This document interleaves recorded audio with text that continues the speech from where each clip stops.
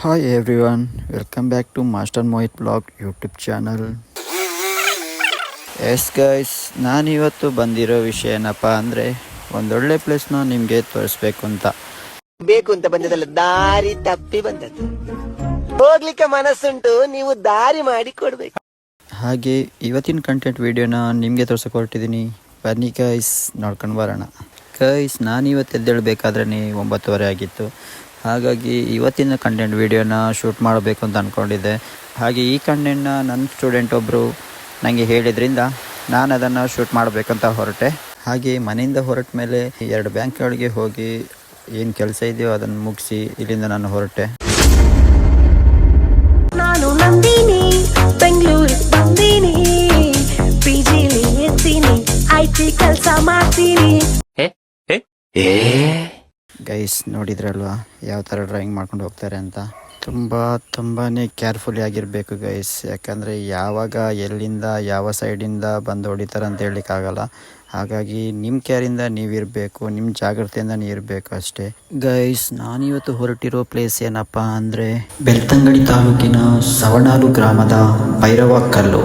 ಇದು ಒಂದು ದೈವಸ್ಥಾನ ಆಗಿರೋದ್ರಿಂದ ಇಲ್ಲಿ ಹಲವಾರು ಬೈಕ್ ರೈಡರ್ಸ್ ಆಗಲಿ ತುಂಬ ಜನಗಳು ಈ ಪ್ಲೇಸನ್ನು ನೋಡಬೇಕಂತಲೇ ಹೋಗ್ತಾ ಇರ್ತಾರೆ. ಅಂತಹ ಒಂದು ವಿಶೇಷ ಈ ದೈವಸ್ಥಾನದಲ್ಲಿ ಏನಿದೆ ಅಂತ ನೋಡ್ಕೊಂಡು ಬರೋಣ ಅಂತ ಹೊರಡುವಷ್ಟರಲ್ಲಿ ದಾರಿ ಮಧ್ಯೆ ಹೋಗಬೇಕಾದ್ರೆ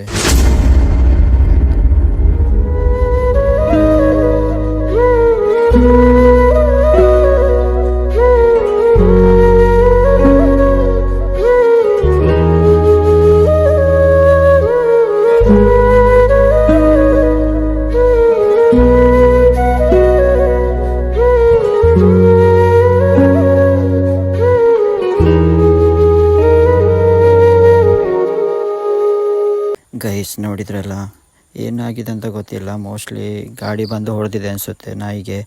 ಹಾಗಾಗಿ ರೋಡ್ ಸೈಡಲ್ಲೇ ನಾಯಿ ಸತ್ತೋಗಿತ್ತು. ಹಾಗೆ ಈ ನಾಯಿಯೊಂದು ಇದ್ರ ಹತ್ರನೇ ನಿಂತ್ಕೊಂಡು ಪಾಪ ಎಲ್ಲ ಬರೋ ಗಾಡಿನ ನಿಲ್ಲಿಸೋಕ್ಕೆ ಟ್ರೈ ಮಾಡ್ತಿತ್ತು. ಮೋಸ್ಟ್ಲಿ ಈ ನಾಯಿಯನ್ನು ಮಣ್ಣು ಮಾಡಿ ಅಂತ ಹೇಳ್ತಾ ಇರೋ ಹಾಗಿತ್ತು. ಯಾಕೆಂದರೆ ತುಂಬಾ ಅದ್ರ ಹತ್ರನೇ ಆವಾಗ ಬಂದು ನಿಲ್ಕೊಳ್ತಿತ್ತು. ಪಾಪ ನೋಡಬೇಕಾದ್ರೆ ತುಂಬಾ ಬೇಜಾರಾಗ್ತಿತ್ತು. ಎಸ್ ಗೈಸ್, ನಾವು ಹೋಗಬೇಕಾಗಿರೋ ಪ್ಲೇಸ್ಗೆ ಆಲ್ರೆಡಿ ಪ್ಲೇಸ್ ಹತ್ರನೇ ನಿಯರಲ್ಲಿದ್ವಿ. ಹಾಗಾಗಿ ಆ ಪ್ಲೇಸಿಂದನೇ ಆ ಪ್ಲೇಸ್ನ ದೂರದಿಂದಲೇ ನೋಡಿದ್ವಿ ಈ ಪ್ಲೇಸ್ಗೆ ಹೋಗಬೇಕು ಅಂತ. ಹಾಗಾಗಿ ಅಲ್ಲಿಂದ ನಾವು ಸೀದಾ ಭೈರವ ಕಲ್ಲು ದೇವಸ್ಥಾನಕ್ಕೆ ಹೊರಟ್ವಿ. ಗೈಸ್, ನಾನು ಈ ಪ್ಲೇಸ್ ಬಗ್ಗೆ ತಿಳ್ಕೊಂಡಿರೋ ಮಟ್ಟಿಗೆ ಹೇಳಬೇಕಂದ್ರೆ ಈ ದೇವಸ್ಥಾನಕ್ಕೆ 700 ವರ್ಷಗಳ ಕಾಲ ಇತಿಹಾಸ ಇದೆ ಅಂತ ಕೇಳ್ಪಟ್ಟಿದ್ದೀನಿ. ಈ ಒಂದು ಭೈರವ ಕಲ್ಲು ಎಲ್ಲಿದೆಯಪ್ಪ ಅಂದರೆ ದಕ್ಷಿಣ ಕನ್ನಡ ಜಿಲ್ಲೆಯ ಬೆಳ್ತಂಗಡಿ ತಾಲೂಕಿನ ಸವಣಾಲು ಗ್ರಾಮ. ಈ ಭೈರವ ಕಲ್ಲಿನ ವಿಶೇಷ ಏನಪ್ಪ ಅಂದರೆ ಒಂದು ಬಂಡೆಕಲ್ಲಿನ ಮೇಲೆ ನೆಲೆ ನಿಂತಿರುವಂತಹ ಒಂದು ಕ್ಷೇತ್ರ ಅಂತಲೇ ಹೇಳ್ಬೋದು. ಈ ಭೈರವ ಕಲ್ಲು ಈ ಸವಣಾಲಿನ ಒಂದು ಮಧ್ಯಭಾಗದಲ್ಲಿ ಅಂದರೆ ಒಂದು ಕಾಡಿನ ಮಧ್ಯದಲ್ಲಿ ಒಂದು ಕಲ್ಲಿನ ಮೇಲೆ ಇರುವಂತಹ ಒಂದು ದೇವಸ್ಥಾನ ಆಗಿರ್ತದೆ. ಗೈಸ್, 700 ವರ್ಷಗಳ ಹಿಂದಿನ ಕಾಲದಲ್ಲಿ ಈ ಭೈರವ ಕಲ್ಲಿನ ತೆಗೆದಂತಹ ಒಂದು ಚಿತ್ರಣ ಏನಿದೆ ಇದನ್ನು ಈಗ ನಾನು ನಿಮಗೆ ತೋರಿಸಲಿಕ್ಕೆ ಇಷ್ಟಪಡ್ತೀನಿ. ಇನ್ನೊಂದು ವಿಶೇಷ ಏನಂದರೆ ಆಗಿನ ಕಾಲದಲ್ಲಿ ಈ ಶತ್ರುಗಳ ದಾಳಿ ಮತ್ತು ಈ ರೋಗಗಳು ಯಾವುದೇ ಒಂದು ಕಷ್ಟ ತೊಂದರೆಗಳು ಬಂದಾಗ ಈ ದೈವದ ಬಳಿ ಹೋಗಿ ಜನರು ತಮ್ಮ ಒಂದು ಕಷ್ಟಗಳನ್ನು ಕೇಳ್ಕೊಳ್ತಿದ್ರು, ನಂಬ್ತಿದ್ರು ಅಂತ ಹೇಳ್ಬೋದು. ಹಾಗೆ ಈ ದೈವವನ್ನು ಈ ಮಲೆಕುಡಿಯ ಸಮುದಾಯದವರು ನಂಬಿರುವ ಒಂದು ಪುರಾವೆ ಅಂತಲೇ ಹೇಳ್ಬೋದು. ಹಾಗಾಗಿ ಈ ಒಂದು ಕಲ್ಲಿಗೆ ಭೈರವ ಕಲ್ಲು ಅಂತ ಒಂದು ಹೆಸರು ಬಂದಿದೆ ಅಂತ ಹೇಳ್ಬೋದು. ಪ್ರತಿ ವರ್ಷ ಅಂದರೆ ಈ ಏಪ್ರಿಲ್ ತಿಂಗಳುಗಳಲ್ಲಿ ಈ ಮಲೆಕುಡಿಯ ಸಮುದಾಯದವರು ಎಲ್ಲ ಸೇರಿ ಇದನ್ನೊಂದು ದುರಸ್ತಿ ಮಾಡ್ತಾಯಿದ್ರಂತೆ.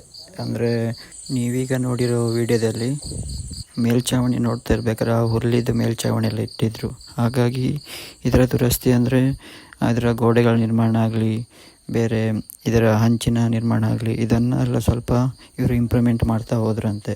ಹಾಗೆಯೇ ಇದನ್ನು ವರ್ಷಕ್ಕೆ ವಾರ್ಷಿಕ ಜಾತ್ರೆ ಉತ್ಸವ ಅಂತ ಈಗಲೂ ಕೂಡ ಇವರು ಮಾಡ್ತಾ ಇದ್ದಾರೆ. ಗೈಸ್, ಇನ್ನೊಂದು ಏನಂದರೆ ವರ್ಷ ಕೂಡ ಈ ಪರ್ವ ಆಗಲಿ, ಪತ್ತನಾಜಿ ಆಗಲಿ, ನಾರಕರ ಪಂಚಮಿ ಆಗಲಿ ಈ ಸಮಯದಲ್ಲೆಲ್ಲ ಒಂದು ವಿಧಿವತ್ತಾಗಿ ಇದನ್ನೆಲ್ಲ ನೆರವೇರಿಸ್ಕೊಂಡು ಬರ್ತಿದ್ರು ಅಂತ ಹೇಳ್ಬೋದು. ಮತ್ತು ಈ ಕ್ಷೇತ್ರದಲ್ಲಿ ಈ ಭೈರವ, ಮೂಜಿಲ್ನಾಯ ಮತ್ತು ಪುರುಷರಾಯ ದೈವಗಳಿಗೆ ಕೂಡ ವಾರ್ಷಿಕ ಪರ್ವವನ್ನು ಕೂಡ ಇವರು ಮಾಡ್ತಾಯಿದ್ರು. ಗೈಸ್, ನೀವೀಗ ನೋಡ್ತಿರೋ ಫೋಟೋದಲ್ಲಿ ನವಿಲಿನ ವಿಗ್ರಹ ಒಂದು ಕಾಣ್ತಾ ಇದೆ ನೋಡಿ. ಅದರ ವಿಶೇಷ ಏನಂದರೆ, ಆಗಿನ ಕಾಲದಲ್ಲಿ ಗದ್ದೆಗಳಲ್ಲೆಲ್ಲ ಪ್ರಾಣಿಗಳ ಕಾಟ, ಈ ನವಿಲುಗಳ ಕಾಟ ಮತ್ತು ಕೆಲವು ಕಾಡು ಪ್ರಾಣಿಗಳ ಕಾಟದಿಂದ ಇವರಿಗೆ ಬೆಳೆಗಳನ್ನು ಮಾಡಲಿಕ್ಕೆ ಕಷ್ಟ ಆಗೋದ್ರಿಂದ ಇವರು ಈ ಭೈರವನಿಗೆ ಹರಕೆಯ ಮೂಲಕ ಈ ನವಿಲಿನ ವಿಗ್ರಹವನ್ನು ಮಾಡಿ ಒಂದು ಸಲ್ಲಿಸಿದ್ರು ಅಂತ ಕೂಡ ಹೇಳ್ಬೋದು. ಗೈಸ್, ನಾವಾಗ ಸ್ಟಾರ್ಟಿಂಗ್ ಪಾಯಿಂಟ್ 7 ಬರಬೇಕಾದ್ರೆ ಒಂದು ವ್ಯೂ ಪಾಯಿಂಟನ್ನು ತೋರಿಸಿದ್ವಿ. ನಾವು ಇಲ್ಲಿಂದ ಅಲ್ಲಿಗೆ ಹೋಗಬೇಕು ಅಂತ. ಈಗ ನಾವು ಆ ಭೈರವ ಕಲ್ಲಿನ ವ್ಯೂ ಪಾಯಿಂಟಲ್ಲಿ ನಾವಿದ್ದೇವೆ. ಆಗ ನಾವು ಬಂದಂಥ ವ್ಯೂ ಪಾಯಿಂಟ್ ಎಲ್ಲಿದೆ, ಈಗ ನಾವು ಇದ್ದಂಥ ವ್ಯೂ ಪಾಯಿಂಟ್ ಎಲ್ಲಿದೆ ಅಂತ ನೋಡಿ.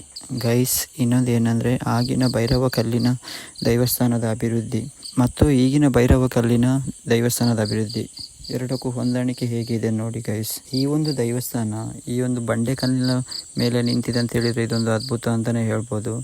ಇಲ್ಲಿಗೆ ಹೆಚ್ಚಿನ ಜನರು ಬಂದು ತಮ್ಮ ಕಷ್ಟಗಳನ್ನು ಹೇಳ್ಕೊಳ್ತಾರೆ, ಮತ್ತು ಏನಾದರೂ ತೊಂದರೆಗಳು ಬಂದಾಗ ಬೇಡ್ಕೊಳ್ತಾರೆ, ಹರಕೆ ಸಲ್ಲಿಸ್ತಾರೆ. ಹಾಗೆಯೇ ಹೆಚ್ಚಿನ ಜನರು ಇಲ್ಲಿಗೆ ಬಂದು ಆಶೀರ್ವಾದನ ಪಡ್ಕೊಂಡು ಹೋಗ್ತಾರೆ ಅಂತ ಕೂಡ ಹೇಳ್ಬೋದು. ಈ ಭೈರವ ಕಲ್ಲಿನ ವ್ಯೂ ಪಾಯಿಂಟ್ನ ಒಂದು ವಿಡಿಯೋ ಚಿತ್ರಣ ಗೈಸ್ ನಿಮಗಾಗಿ, ನೋಡ್ಕೊಂಡು ಬನ್ನಿ.